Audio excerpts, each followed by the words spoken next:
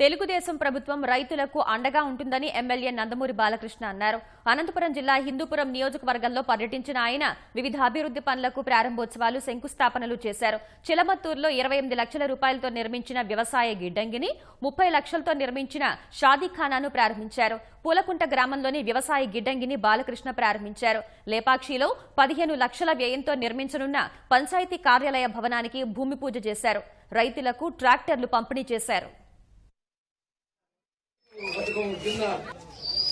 ట్రాక్టర్లు అంటే మన రాష్ట్రంలోనే హైయెస్ట్ ట్రాక్టర్లు మనకు ఇవ్వడం జరిగింది. అలాగే ఈ విడత 30 ట్రాక్టర్లు చిలమత్తూరు మండలానికి, అది కాకుండా 50 ట్రాక్టర్లు సబ్సిడీ మీద రైతులకు ఇవ్వడం జరుగుతుంది. ఈ యొక్క వ్యవసాయం లాభసాటి కావాలనే పద్ధతిలో ఈ యొక్క రంగాన్ని ముందుకు తీసుకెళ్ళడానికి, అలాగే తక్కువ మన ఖర్చుతో ఎక్కువ రాబడి వచ్చే పద్ధతిగా ఈ యొక్క వ్యవసాయ రంగంలో కూడా ఎన్నో ఆధునిక పద్ధతులు అమలు చేస్తున్నారు.